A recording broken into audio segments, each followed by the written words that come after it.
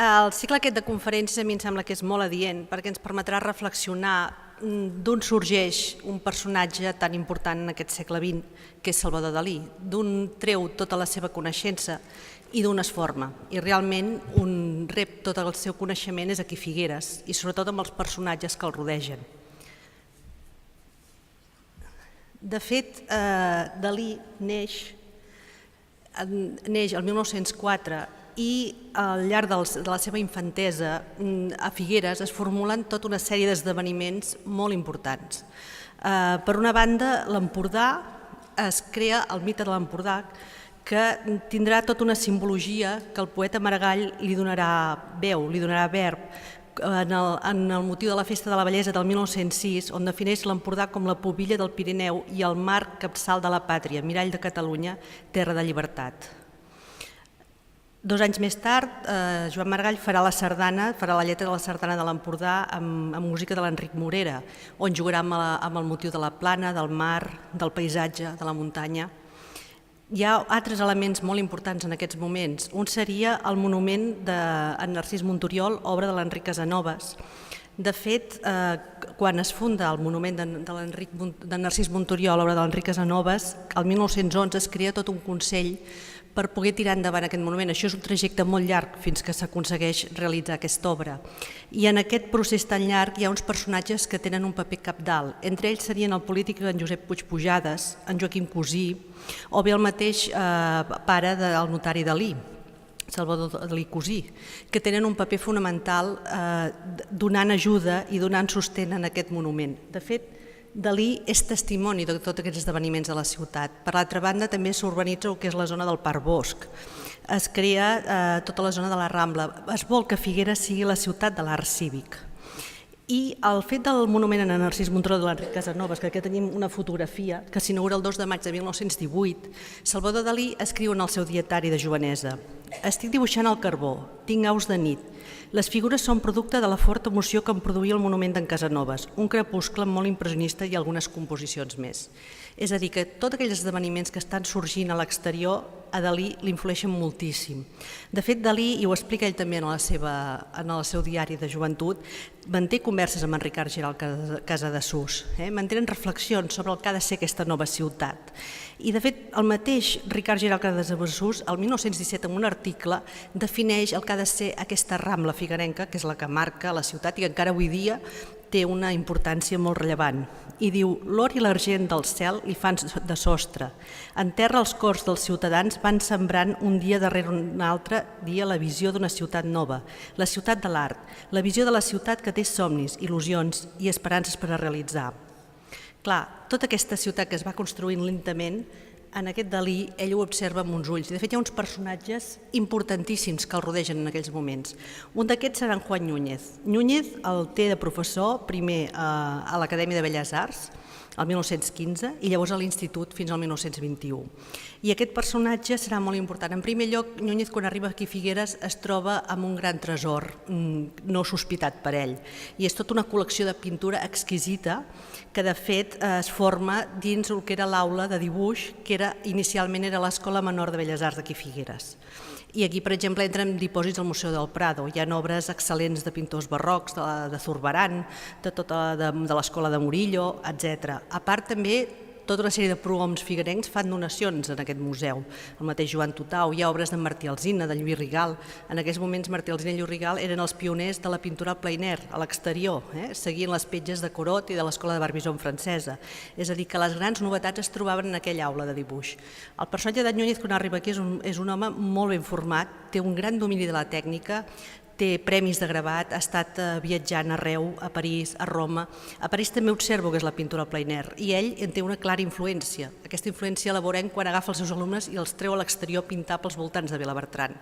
Però la feina i el treball d'estudi a l'interior del taller és importantíssim. De fet, aquí Dalí és on aprèn tota la tècnica del dibuix, del gravat, i fixin vostès fins a quin punt és important aquesta tècnica del gravat, que quan en Dalí està a l'Escola de Belles Artes de San Fernando, quan retorna perquè és expulsat, no se'n va a escoltar conferències o se'n va a estudiar pintura en un altre lloc, no, se'n va a estudiar la tècnica del gravat amb el seu antic professor Juan Núñez de Figueres. Fixin vostès fins a quin punt aquest personatge l'arrossega i a més ell en parla en múltiples dels seus textos, des del seu diari de joventut fins i tot a la vida secreta. Ell se n'adona de la rellevància que ha tingut per ell i jo crec que l'important sobretot és que Núñez li ofereix una tècnica, li ofereix un coneixement, però sense conduir-lo cap a una estètica molt concreta. I això és molt important. Li dona una llibertat als pintors que té a la seva aula. I aquesta llibertat és el que aconsegueix que llavors cada personatge troba el seu camí per fluir tota aquella energia creativa, doncs els hi dona unes eines perquè ells llavors volin lentament, i això és molt important. De fet, Núñez sí que el marca amb una cosa i és de quina manera ha d'evolucionar acadèmicament. I de fet, Dalí explica en el seu diari de joventut: acabaré el batxillerat de pressa i si cal faré els 2 anys que em resten en un de sol. Després aniré a Madrid, a l'Acadèmia de Belles Arts. Allí penso passar 3 anys treballant bojament. També té bellesa a l'acadèmia, que el sacrificar-me i subjectar-me a la veritat mai és de massa. Després guanyaré la pensió per anar 4 anys a Roma i tornant de Roma seré un geni i el món m'admirarà. Està dient que farà els mateixos passos que ha fet el seu mestre inicialment. Llavors, si hi ha una cosa que li encomana és precisament aquesta disciplina de treball. De fet, la història, com sabem, qui acaba convencent el pare notari Dalí que el seu fill se'n pugui anar a estudiar a Belles Arts, un personatge com el notari, que és home de lleis, home de disciplina, que el seu fill sigui artista, li fa una certa il·lusió quan fa les primeres exposicions en el pis, en fi, però quan se n'adona que el fill se'n vol anar a estudiar pintura a Madrid i que no farà altra cosa que estudiar pintura, no li fa tanta gràcia. I qui el acaben convencent és en Puig Pujades i és en Juan Núñez, que li diuen no, és que realment el seu fill té unes particularitats molt especials i cal que facin l'esforç vostè de deixar-lo volar al seu aire. I de fet la família l'acompanyarà en tot moment, fins al trencament del 29 hi ha un acompanyament constant i ajudant-te'l i viatjar arreu, etc. Hi ha un altre personatge, aquí tenen una de les peces que jo els comentava, aquest és el Camí de Vilabertran d'en Juan Núñez, quan sortia a pintar a l'exterior amb els seus alumnes, i aquí tenen en Ramon Reig aquest Camí de Vilabertran, que és el mateix camí. Fixin les particularitats de cada un. Reig ja hi posa pasta de pigment. Aquí hi ha una massa pictòrica damunt de la peça, que és molt més atrevida que no pas, evidentment, la formació més clàssica de Núñez, que no li permet fer aquests atreviments, per d'alguna manera. Malgrat això, Núñez, per exemple, admirava moltíssim a Joaquim Mir. I aquí tenim un altre dels alumnes d'aquesta escola empordanesa, que seria Marià Baig, amb aquest dibuixet de Sant Celoni del 1920. De fet, tota la primera producció de Marià Baig, malauradament, va desaparèixer, perquè part d'aquesta obra el mateix pintor la va destruir quan va tenir un problema a la vista, que això ha estat per lamentar-ho, però realment tenia una gran aptitud. I Dalí, sobretot quan el seu espai creatiu pur i dur és Cadaqués. A Cadaqués s'esplaia, treballa, s'inspira davant de la naturalesa. Allà sí que tots aquells elements que havien mantingut aquella rigidesa, doncs Cadaqués és l'espai de la creativitat pur i dur. Hi ha un altre personatge en aquests moments que és molt important a la formació de Dalí, que li arriba a través del seu germà, que és Ramon Pichot gironès. En Josep Pichot, més conegut com a Pepito, perteneixia al cercle íntim del pare notari Dalí. Van ser un altre d'aquests personatges importants. De fet, Pepito Pichot va ser l'encarregat d'urbanitzar tot el que és el Parc Bosc, també va ser l'encarregat de treballar tot el que és el jardí del Far d'Empordà, el Molí de la Torre, i una cosa semblant també faran al carreró de la Barceloneta, on hi havia la casa familiar dels Pichot, en aquell jardí màgic i misteriós. Una barreja de tot això, perquè Dalí allà hi va passar moltíssimes hores amb la seva germana, l'Anna Maria Dalí, i una barreja de tot això ho trobem en un text seu del 1931 que és Reverie. Entrar a la pintura d'en Ramon Pichot per Dalí li va representar sortir de l'acadèmia pura i dura i entrar en el coneixement de la creació, perquè de fet Ramon Pichot, membre de la colla del Safrà, un artista bohemi, amb unes grans relacions amb els principals pintors de Barcelona i de catalans en aquells moments, treballa amb el pigment d'una manera molt lliure. Per exemple, a través d'ell coneix tant la vida quotidiana que podria ser Cadaqués, com podem veure aquesta sardana fantàstica, com també els ambients bohemis dels interiors dels dels bistrots, dels moments de Barcelona. És tot un enfoc de la pintura totalment diferent a l'acadèmia disciplina que podia rebre des de les aules de Núñez. I el mateix Dalí explica la impressió que li van fer veure les teles penjades en el Molí de la Torre al Far d'Empordà, perquè hi va passar uns dies, després d'haver passat uns exàmens el 1916, i després d'haver passat també una febrada. I per recuperar-se s'està allà amb Pepito Pichot, que eren molt amics i que l'ajudaven moltíssim. I en Dalí explica: aquests esmorzars foren el meu descobriment de l'impressionisme francès, l'escola de pintura que ha fet a mi realment la impressió més profunda de la meva vida, que va representar el meu primer contacte amb una teoria estètica antiacadèmica i revolucionària. Vaig espremer d'aquelles pintures tot el residu literari del 1900, l'erotisme de les quals cremava profundament la meva gorja com una tirada d'armanyac ennuegat. Recordo especialment una ballarina del bal Tabarín que s'estava vestint. El seu rostre era perseverantment ingenu i tenia els pèls roigs a les aixelles. De fet, a través d'aquest personatge de Ramon Pichot descobreix tot un univers nou. Més endavant serà el mateix Ramon Pichot qui li ensenyarà el camí de l'avantguarda, passant-li al seu germà el manifest futurista. Li indica que el camí és l'avantguarda, ja no és el camí que ell estava treballant, sinó que el camí nou ve a ser la revolució futurista, que fins i tot aquí en el diari local a l'Empordà es publiquen poemes futuristes, és a dir, penseu que Figueres és una ciutat que mirava sobretot a Europa, mirava a França, no mirava cap a baix, ni mirava cap amunt, i això és molt important amb aquest enfoc nou. Aquí tenim les fotografies que jo els comentava a vostès del Dalí petit i de l'Anna Maria en els jardins d'aquí del carreró de la Barceloneta, que es disfressaven, i en fi, és tot un enfoc que forma part d'aquesta vida plaent, i és Pepito Pichot qui fa les fotografies. I aquí el tenim, el Pepito Pichot amb el petit Salvador a la demostració aèria de l'aviador Henri Tixier, al camp dels enginyers del 1912. Una de les poques fotografies que es conserven. Aquí podem veure l'autoretrat de Salvador Dalí amb algun dels cartells de les fires. De fet, un altre personatge important en aquells moments per la formació de Dalí és en Joan Sobies Galter. Joan Sobies Galter, com explica l'Eduard Puigveireda, ve a ser una mica com el germà gran d'en Jaume Miravilles, de l'Alexandre de l'Ofeu, de tota aquesta generació i del mateix Dalí. I els ajuda, de fet, serà un imminent catedràtic, historiador de l'art, defensor del patrimoni local, molt important, va fer una tasca increïble durant la Guerra Civil, salvant el patrimoni de les esglésies, de recuperació, jugant-s'hi la pell en molts moments, i en Dalí l'ajuda, també en certs moments li indica també el camí. De fet, l'encàrrec dels cartells de les Fires i Festes de la Santa Creu del 1921 es deu a en Joan Sobies, que és qui fa d'interceptor, i per altra banda, en Joan Sobies amb en Dalí i amb en Jaume Miravilles van decorar la carrossa dels Reis d'Orient de l'anterior any, del 1920. És un personatge que té, amb la vida d'en Dalí, un paper rellevant que el mateix Dalí en un cert moment li reconeixerà quan publica una fotografia seva de la Creu de Vilabertran en una de les revistes franceses del moment avantguardistes del nucli surrealista, i que tindran una amistat que de fet no s'allargarà en el temps, després posteriorment retrobaran, la vida és complicada. Després més endavant veurem que hi ha un quadre fet des de la casa d'en Joan Sobies, perquè hi van passar moltíssimes hores conversant sobre art, sobre pintura. Plegats havien visitat la col·lecció de pintura d'en Josep Puig Pujades, un altre dels nuclis molt importants en aquelles Figueres de principis del segle. Un altre esdeveniment d'aquests moments importants és que el 1919 4 estudiants de l'Institut van crear la revista mensual Studium, que tornen a ser aquests personatges que rodegen a Dalí. Un seria el mateix Ramon Reig, en Jaume Miravilles, en Joan Torró i en Joan Xirau, i qui subvencionava aquesta revista era el pare Xirau. I aquí, per exemple, Dalí va fer articles parlant de Velázquez, d'Albert Dürer, de Goya, de tots aquells pintors clàssics que havia pres a les seves classes de Núñez. Aquí veuen vostès un gitano, que aquest gitano sí que ja mostra una entrada d'estils cubistes, futuristes.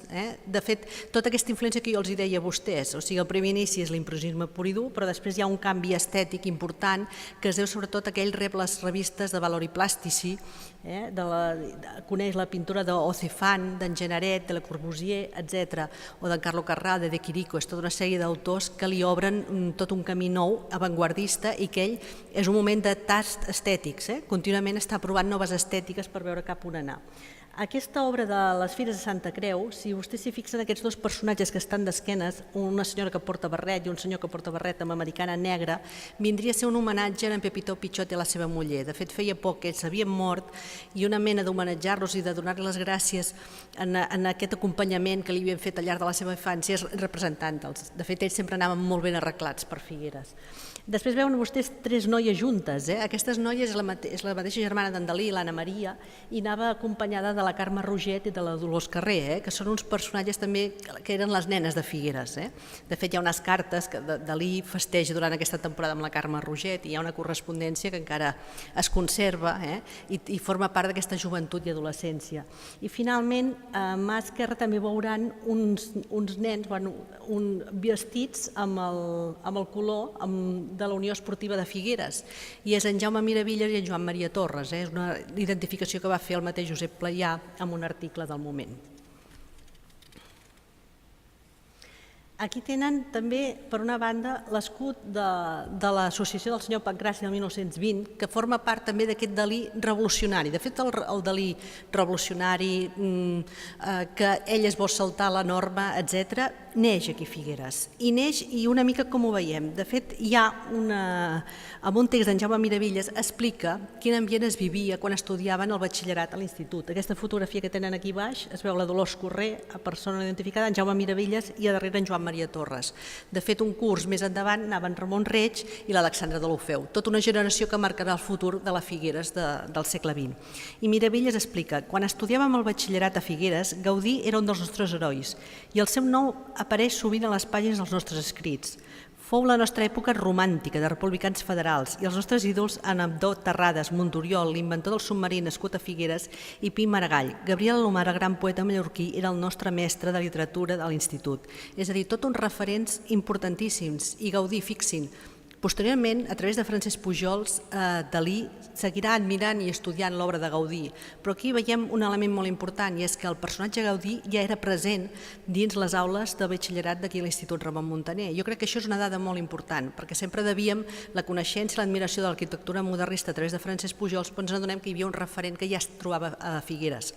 De fet, això semblant passa també amb el mot putrefacte. El mot putrefacte surt en el diari de joventut de Dalí amb una conversa que té amb els seus amics, i era una mica per titllaven en aquells personatges burgesos que els trobaven carques, l'anomenaven putrefacte. Posteriorment, a la residència d'estudiantes, el concepte s'irà retroalimentant amb unes altres referents, però no deixa de ser un destil·lat de l'obra de Xavier Nogués. De fet, si vostès recorden moltes de les caricatures de Xavier Nogués, hi ha aquests elements àcids. Si vostès es miren la caricatura del senyor Pancraci, són uns elements que són presents també a la pintura de Nogués. El porró, la ceba, tot uns referents que Nogués els treballa d'una manera molt constant. I d'aquí que també podríem lligar l'element de putrefacte a la Figueres d'aquest moment, que de fet són uns referents importants. Hi ha un altre text que jo els hi volia citar, que és del 1921, que és d'en Jaume Maurici, que l'escriu en el diari de l'època i explica una visita que ell li fa juntament amb Joan Sobies a en Dalí, quan es troba pintant a casa seu. I diu: i si anéssim a veure en Dalí? Ens diu l'amic Sobies. Quan arribem a casa del nostre jove pintor, a mitja hora de la tarda, el sorprenem treballant en el seu estudi, amb la sala inundada de la llum d'aquest setembre que entra pel balcó obert de bat a bat.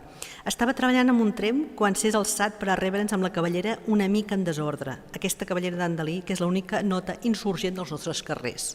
Es consideraven que la insurgència eren els cabells llargs, però és que de fet d'insurgències n'hi havia moltes aquí a Figueres. I aquí ens veuen per la veu d'en Jaume Miravilles. Miravilles explica: sota la impulsió de Martí Vilanova, Salvador Dalí visqué el període més romàntic i més generós de la seva existència. Més tard, capitanejats per Martí, fundaren un grup, Revolució Social, adherit a la Tercera Internacional. Ha estat segurament el primer crit a favor de Rússia que s'ha donat a Espanya. Encara avui puc llegir els exemplars on es poden llegir articles magnífics de Martí, Dalí i Ramis. De fet, cal recordar que el 1918 Dalí es troba implicat en una crema de bandera i que Dalí, juntament amb Miravilles i amb altres personatges, formen aquest grup de Revolució Social. I això està lligat molt íntimament amb el senyor Pancraci, que es reunien al carrer de la Muralla amb en Josep Soler i Grau i tota una sèrie de personatges d'aquell moment. De fet, aquest grup durarà molt poc perquè cada que es reunien els veïns acabaven cridant a la policia perquè hi havia crits, disbauxes i en fi, i allò no va aguantar gaire. Però tenia aquest to àcid, crític, humorístic, però un humorisme sarcàstic i també crític cap a la societat. Hi ha un altre personatge important en aquests moments també a la vida de Dalí, que és en Joan Xirau, que li fa aquest retrat fantàstic amb l'automòbil, un element que si vostès volen podem lligar amb l'estètica futurista. I després a dalt tenen una fotografia que veiem en Josep Puigpujades, amb l'Anna Maria davant, en Dalí també a mà esquerra, asseguts, amb una de les excursions que feien al Cap de Creus. Puigpujades és un personatge constant a la vida de la família Dalí, no només del fill Dalí, sinó de tota la família, perquè tenen una amistat molt i molt propera amb el pare notari Dalí. Aquí els comentava jo que Dalí comença a treballar tot el que són la visió dels gitanos, i aquest element dels gitanos, de la vida bohèmia, dels interiors dels bistrots, eren part també d'aquesta referència de l'obra de Ramon Pichot gironès. Aquí tenen el retrat d'en Josep Puigpujades i el de Miravilles. Ara, per parlar una mica de Puigpujades, hem de tenir en compte el paper cabdal que té a Figueres, que és un polític, que és comerciant, escriptor, crític d'art, que tenia tota una col·lecció de pintures perquè col·leccionava per al plaer de col·leccionar, perquè tenia un gran amor a l'art i a la pintura i creia que la producció de l'home i el futur de l'home formava part de la seva creativitat intel·lectual i de la seva formació intel·lectual. I Dalí, en el seu diari de joventut, explica una de les visites a casa d'en Puigpujades. Vàrem dirigir-nos a casa en Peixera, on saludàrem a ell i a sa senyora. Ens raonàrem d'art, anaren entrant en costa els dos Bonaterra, les guanes amb el guidanxo, les noies que devien donar al concert i altres. Vàrem pujar en l'espècie de pati on Peixera té tots ses relíquies artístiques adquirides a còpia de diners i de paciència. Davant meu hi havia una tela d'en Zubiaurre. A part de Zubiaurre, tenia Gustavo de Maeztu, tenia Nicolau Rourich, tenia obres de primera línia molt importants. I allò va ser un punt de coneixença molt important per Dalí, pels seus companys, també de reflexió. Alhora estaven al tanto de totes les exposicions que es donaven a Madrid, les exposicions que tenien lloc a París, era un motiu de conversa constant. De fet, Dalí amb en Puigpujades va mantenir una amistat fins a tal punt que quan Dalí trenca amb la seva família, això no representa un trencament amb en Puigpujades que ell considera com el seu pare espiritual, d'una manera molt profunda. I això ens ho desvela una correspondència que va mantenir Dalí amb el polític figuerenc, que fins ara no la coneixíem. En una d'aquestes cartes, i aquesta és molt divertida, que no té data però l'hem de contextualitzar a finals de 1930, que és quan es presenta l'Eix d'Or a París amb un gran escàndol. De fet, Dalí ja ha entrat dins el nucli surrealista, Gala ha entrat a la seva vida, la família no li agrada Gala, l'Anna Maria tindrà una reacció tremenda, que anys més tard es podrà llegir amb El Salvador de Dalí per la seva germana. Ell al final del llibre diu que els surrealistes van esgarrar Dalí del seu camí, però en el fons quan diu els surrealistes es refereix a Gala. El pare Dalí no paeix que el seu fill s'hagi juntat amb una dona casada. Pensin vostès que Gala estava casada amb Paul Eluard i tenia una filla. En el fons era una societat bastant conservadora i tots aquests elements no van ser ben païts, de certa manera. Si no, no s'entén que, per exemple, Luis Buñuel és molt ben acollit. De fet, Buñuel ve aquí a Figueres amb en Dalí i escriuen junts el Chien andalú, una part de l'argument de la pel·lícula El Chien andalú, i Buñuel passa part també a Cadaqués, fa una estada. Una de les cartes que Dalí escriu en en Puigpujades li explica: manifest que acaba de sortir referent al gran escàndol suscitat pel nostre film L'Eix d'Or. M'interessa especialment tenir vostè al corrent de tots els detalls de la meva activitat, com potser és la persona que primer s'interessa per les manifestacions del meu esperit i al mateix temps és persona que coneix de prop íntimament tots els esdeveniments de la meva vida a partir de la infància. I segueix: començo a creure que estic destinat als grans escàndols l'estat de violència i expectació que es crea sovint entorn meva comença a esdevenir crònica, que tant és així que la gran majoria de la gent creu que és una qüestió espectacular premeditada maliciosament de la meva part. Vostè sap que res de més lluny de la meva manera d'erigir em trobo sempre al vell mig del bullit sense saber com, guiat únicament per l'exteriorització sincera i neta del curs normal i veritable del meu pensament. És a dir, s'està excusant dient l'escàndol em persegueix, no sé per què passen aquestes coses, per justificar-se davant del que ha representat la presentació pública de l'Eix d'Or a París, que hi ha una gran revolució, que de fet hi entra la policia i en certa manera hi ha un trencament social respecte a la societat del que pensa d'aquella pel·lícula. Posteriorment, el 1947, Dalí escriu de nou en Puigpujades. En 47, Puigpujades es troba exiliat a Perpinyà, trist, ha de marxar, de fugir a causa de la guerra civil per salvar la pell, i Dalí li diuen en Puigpujades: tot el que us puc desitjar i aconsellar és de tornar a l'Empordà, que és el rovell de l'ou del món. Al capdavall és hora de deixar-se de punyetes polítiques, que són les úniques que sempre fan la punyeta. Aquesta reflexió crec que és molt punxant, però malauradament Puigpujades morirà sol a Perpinyà sense possibilitats de poder retornar. Dalí sí que ho farà, perquè en aquests moments Dalí ja està preparant tot el seu retorn, ja està obrint la seva nova etapa estètica dins la seva obra, amb una estètica clàssica, i obre tot un parèntesi nou per poder ser acceptat dins una dictadura franquista, mentre que Puigpujades els seus ideals els té molt clars i aquest canvi de rumb no el farà. En aquesta Figueres de principis de segle, els amics de Dalí, els amics del pare Dalí li fan nombrosos encàrrecs. De fet, Fages de Climent li carrega les il·lustracions per les Bruixes de Llers. Aquí tenen una carta que també hi ha aquests dibuixets de les Bruixes de Llers del 1924. Tenim també la portada de l'Empordà Federal del 1928 amb la sardana, en homenatge a la sardana, un homenatge a en Pep Ventura i l'Enric Morera. Tenim els dibuixos de l'oncle Vicenç de Puigpujades del 1926, que aquests dibuixos també mostren una estètica cubista, noucentista, però ja comença a haver-hi trets més cubistes, més trencadors. I aquí tenim aquesta peça fantàstica, La noia de Figueres, del 1926, realitzada. És una vista que es veia des del terrat de la casa de la família Dalí, la segona residència dels Dalí, on veiem tota una vista des de la plaça de la Palmera, amb les muntanyes a darrere, fantàstica, amb aquest cel net, amb aquestes característiques d'escola empordanesa. Al costat tenim una peça que tampoc no és gaire coneguda, que és l'estació de Figueres, del mateix any, que és feta des de casa d'en Joan Subies, i es veia l'estació de Figueres. I aquestes característiques, aquesta atmosfera que representa, té a veure amb la pintura metafísica de Carlo Carrà, de De Chirico. Es veu molt influència d'aquesta nova estètica, i de fet Dalí en aquells moments va fent aquests tastos, aquestes provatures per trobar el seu camí.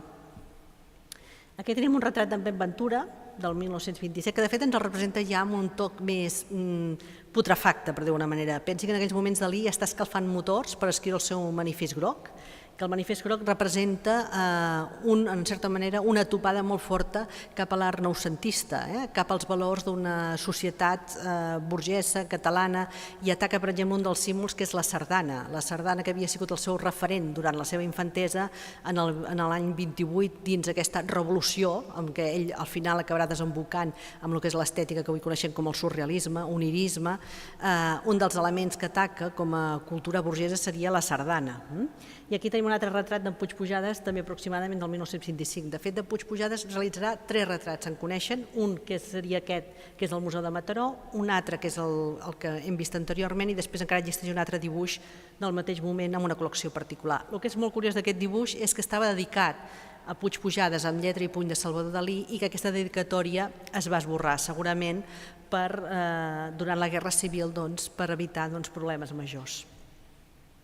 Aquí tenim un retrat de Maria Llavanera que va fer d'en Puigpujades. De fet, Puigpujades, a part, pensi que la primera persona que defensa Dalí públicament i que li diu que la seva obra té una gran vàlua però que ha de seguir treballant, és Puigpujades. I precisament ho fa amb motiu d'una exposició que té lloc en la sala on estem nosaltres, o que era el Teatre Municipal. Precisament per això Dalí tria aquest teatre per realitzar el seu Teatre Museu Dalí, perquè és el primer lloc on mostra públicament la seva obra al costat de Josep Bonaterra i en Montoriol. I, de fet, Puigpujades, a part d'apoyar amb gran energia Dalí, també ho farà amb Maria Llavanera. Maria Llavanera avui el reconeixem com el pare de l'escola empordanesa, com un dels pioners, d'aquests pintors pioners primitius empordanesos, però en aquells moments Llavanera era un fill de pagesos rics, per dir-ho d'una manera, que té aquesta afició a la pintura, que va a Olot a formar-se, a l'aula de l'Ivo Pasqual, però en canvi quan ha de pintar se'n va a Lledó, a la Garrotxa empordanesa. I qui primer li penja un quadre, qui primer li fa un article apujant-li, dient-li endavant, és Puig Pujades. Puig Pujades, en el seu aparador dels magatzems Puig París, fa tota aquesta feina d'exhibir obra de tots aquests artistes que ell creu que els ha de donar un suport. A darrere tenim l'ex libris, que li fa Dalí en Puig Pujades, també amb un putrefacte. De fet, Puig Pujades accepta perfectament tota aquesta revolució, entén aquest canvi estètic del Salvador Dalí. Pensi que la major part de la societat firenca no l'entén, i moltes vegades molts dels amics del pare notari Dalí i marquen una distància amb aquest jove Dalí. Els primers que li havien adquirit obra, com el mateix Joaquim Cosí, però Puig Pujades no farà aquest gest, sinó el que farà és es mantindrà fidel al seu costat.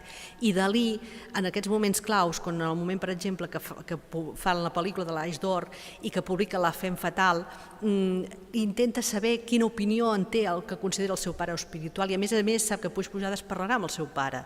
O sigui que la desconnexió total amb Figueres en aquells anys, en el fons tampoc existeix, perquè ell està pendent de el que pensa el seu pare i llavors tots aquests conflictes interiors, familiars, terribles, a la seva obra pictòrica els exhibeix. Acaba convertint, ell mateix s'acaba convertint en el seu pare és un terrible Guillem Tell, ell és el fill víctima de tota aquesta situació i a més se'n riu. Per exemple, hi ha un retrat que el concebeix com un buròcrata, com un personatge absolutament putrefacte, amb el cap cot, tristíssim, i està exhibint. De fet, tota l'obra de Dalí és com una gran autobiografia constant, amb el desgast que tot això comporta, però ell sense cap mena de por, fins que al final la màscara se l'acabarà menjant. Però per això té tanta importància aquesta referència figuerenca. Aquí tenim la casa d'en Puig Pujades, amb alguna de les obres que pensi que tenien tot el pis farcit d'obres de primera línia. Jo havíem comentat anteriorment Zubiaurres, Gustavo de Maeztu, obres de Marià Llavanera, Nicolau Rauric, etc. I aquí tenim fotografies de l'època. Per una banda tenim a Puig Pujades amb tots els personatges d'aquells moments, en Lluís Bonaterra, Marià Llavanera, en Josep Bonaterra, i al costat tenim una altra reunió on a darrere tenim un Dalí, el Dalí assegut, i a darrere l'Alexandre de l'Orfeu. L'Alexandre de l'Orfeu també serà un personatge molt important en aquests moments. Dalí amb Ramon Reig, posteriorment, en el retorn, quan Dalí retorna aquí, reprèn aquest contacte directe amb tots els personatges de la Figueres que hi havia estat arrelat. Hi ha un altre personatge cabdal a la vida de Dalí, que és Fages de Climent. Carles Fages de Climent és la primera persona que li encarrega una il·lustració del llibre, un dels primers, el 1924, Les bruixes de Llers. De fet, el fet que la mitologia de les bruixes de Llers els interessés amb dos personatges, segurament això va motivar que l'encàrrec pogués fluir.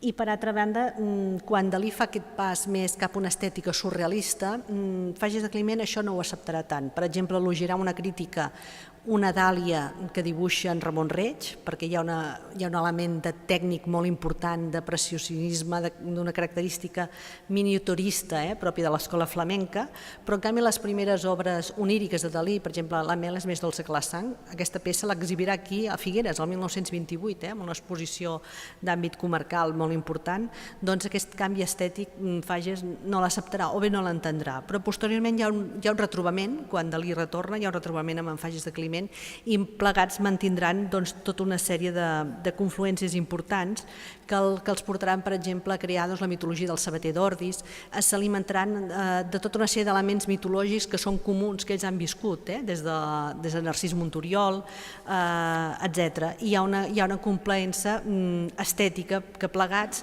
van farcint tota una sèrie de mitologies interessants del moment. Aquesta fotografia la tenim en Fages de Climent al costat d'en Joan Felip Vilà, que també és un personatge interessant, perquè en aquells moments també treballa el tema de les bruixes. Fixin, són uns elements que repeteixen, parlem de sardanes, parlem de bruixes, de la tramuntana, de tots aquests elements del paisatge empordanès. De fet, tots aquests elements bàsics del paisatge empordanès formen part de tota l'obra pictòrica i plàstica de Dalí. Fins i tot quan es troba als Estats Units, a milers de quilòmetres de distància, ell no deixa mai de pintar l'Empordà, perquè de fet l'arrelament de Dalí amb la pintura, el motor del seu art és el paisatge empordanès. Si hom llegeix el seu diari de joventut, els seus primers escrits, Dalí està captivat per tota aquella naturalesa i de fet reacciona com un pintor romàntic, està experimentant el sublim. Per aquí podríem entendre quan Dalí escriu aquella carta a en García Lorca i diu que quan el cielo hace esas cosas peligrosas yo me voy en casa de Sally Sachs a bailar Charleston. Per què? Perquè ell no vol patir. I el motiu d'aquest canvi estètic de Dalí, del que seria un realisme, d'una estètica postimpressionista, amb una obra primer que va tastant ismes, però al final acaba sent amb una pintura absolutament minuciosa, detallista. Per què? Perquè, per exemple, quan pinta la noia a la finestra, un seu amic pescador li diu: mira, el mar que tu tens aquí a la noia a la finestra, diu, m'agrada molt més que el meu, perquè aquí les onades del mar les puc comptar i el puc controlar, mentre que el mar de l'exterior això no puc fer-ho. I és que Dalí el que volia era controlar la naturalesa. Llavors, a poc van emergint agulles. Aquelles agulles simbolitzen el dolor. Posteriorment aquestes agulles es transformaran en claus i simbolitzaran la religió, perquè és que Dalí té una gran preocupació i és entendre, concebre el que és Déu. Això és una preocupació que serà present al llarg de tota la seva vida, és un fil conductor. De fet, a través del paisatge, quan jo els deia a vostès, reacciona com un paisatgista romàntic. Per què? Perquè experimenta el sublim. Què hi ha darrere el sublim? Hi ha l'infinit, hi ha el més enllà. I la reacció posterior d'haver experimentat el sublim, quina és? La melancolia. La melancolia és una presència constant en tota la seva obra. I ell què fa al llarg de tota la seva vida? Fugir de tot això. Tornarem aquí després. I per un... Més endavant. Aquí volia quedar. I per què és tan important? I ell què fa en el moment que es troba, en certa manera, desarmat per poder entendre aquest Déu? Doncs bé, hi ha un personatge, que és el filòsof Francesc Pujols, que li dona les claus per entendre Déu. De fet, Pujols inventa tota una filosofia, la seva filosofia, que és per entendre el concepte de Déu a través de la ciència. I això li dona la clau per poder concebre aquest infinit, perquè ell necessita raonar tot allò mentalment. Per exemple, ell tenia un problema en concebre les matemàtiques, i en Jaume Miravitlles li donava classes de matemàtiques. Doncs Francesc Pujol, en tota la seva filosofia de l'hiperpsicologia, li permet entendre el concepte de divinitat a través de la ciència. I allò, per ell, és una clau molt important al llarg de la seva vida. Li dedica un quadre a en Francesc Pujols, que és el cel hiperxiològic, de més o menys del 1960. De fet, Dalí arribarà a dir de Francesc Pujols que és l'emperador, és i serà l'emperador Trajà de la filosofia. Mantindran plegats moltíssimes converses. El 1956 el visita a la Torre de les Hores. La influència de Francesc Pujols és molt important. I Dalí recordarà, per exemple, Francesc Pujols va ser el primer a descobrir, en el meu tendre surrealisme, l'hologràfic de l'hiperrealisme d'avui, i jo de descobrir la seva religió catalana hiperxiològica el triomf del seu surrealisme. De fet, darrere de Francesc Pujols s'hi amaga Ramon Llull, Ramon de Sibiuda. És un món, és una manera d'enfocar i d'entendre un element que a ell se li escapava, que era l'existència de Déu. I a mesura que ell es fa gran, això cada vegada el preocupa més, l'inquieta molt més. Ara si et podem recular. Més endavant. Aquí, el farmacèutic de Figueres, que no cerca absolutament res. De fet, això és un homenatge al seu amic, a l'Alexandre Deulofeu, que de fet fa tota una referència a través del seu sistema paranoic crític, primer a lo que era l'apotecari d'aquí Figueres, que també era el pare de l'Alexandre Deulofeu i el mateix Alexandre Deulofeu, i també una referència a lo que és tota la teoria cíclica de la matemàtica de la història. De fet, tota aquella teoria que té el Deulofeu, que tots els fets històrics es repeteixen d'una manera cíclica constant. Tenia un segon títol, aquesta peça, que és Diurnal Melancholy, melanconia diurna. I un deia, bueno, simbòlicament aquí la melanconia diurna no la veiem absolutament enlloc, ni tan sols simbòlicament, però és de concepte, perquè en el fons Deulofeu ens estava ensenyant tot un futur on tots els fets s'iran repetint una i altra vegada, i això, el concepte del temps cíclic, acaba sent el terrible sempre idem de Baudelaire, és a dir, atrapats en un cercle que no hi ha manera d'escapar-se'n. Per exemple, Carolineta, l'element de la seva cosina, la Carolineta, té un cercle entre les seves mans i té a veure amb aquest concepte cíclic del temps. Dalí tindrà un paper molt important també en aquests moments a través dels pintors que treballen una nova línia estètica que transformen l'estètica del paisatge empordanès a través de l'abstracció, a través de les noves onades que venien d'Europa i de Nova York. I aquí tenim una fotografia on hi ha la Bris Vallès, en Ramon Molons, en Bartomeu Massot, en Joan Massanet o bé en Joan Sibeques. Ell serà present en una d'aquestes exposicions, la primera manifestació pictòrica d'art contemporani empordanès, li donarà suport en tot moment i tindrà un recolzament molt important. I jo aquí anteriorment els ensenyava peces d'aquests pintors que en el fons l'empremta de Dalí hi és present. Per exemple, amb aquesta llum euclidiana del 48 de l'Avarís Vallès, aquest triangle, aquest tros de triangle equilàter, està ensenyant també aquest element també de la geometria present en l'obra d'en Dalí i aquest onirisme, aquest surrealisme, també amb aquest dau, que és l'element de l'atzar. El mateix Foix li farà una presentació i el posarà dins aquesta línia dels segons surrealistes, aquesta estètica surrealista que en el fons prové de Dalí, perquè quan Dalí està fent surrealisme pur i dur, aquí a l'Espanya franquista no en tenim coneixement, els pintors quan estaven treballant aquí no en tenen coneixement, i és amb el seu retorn que hi ha aquest redescobriment de tota la seva obra. I ara podem anar endavant, sisplau. Bé, l'any 1975, aquí a l'entrada del Teatre Museu Dalí, Salvador Dalí col·locarà aquest monument en Francesc Pujols, que de fet per celebrar el primer aniversari del Teatre Museu Dalí farà aquest cartell, que de fet fixin vostès, jo els parlava de la iconografia de la melanconia, i què és sinó aquest personatge que està aquí amb la mà recolzat sobre el cap i en presència de meditació, en presència profunda de reflexió. Els calaixos és la memòria que tots portem a sobre, que traginem amunt i avall. Malgrat que Pujols li dona una sortida en aquest concepte de Déu a través de la ciència, Dalí seguiran experimentant aquesta melanconia inevitable. Alhora també li crea un nou camí de creació pictòrica. De fet, Pujols tindrà una importància molt gran, tota la seva obra pictòrica i també de pensament. Segurament, posteriorment, hi haurem de reflexionar i hi haurem de trobar noves claus per interpretar-lo, però és un dels pensadors catalans que deixa una gran empremta.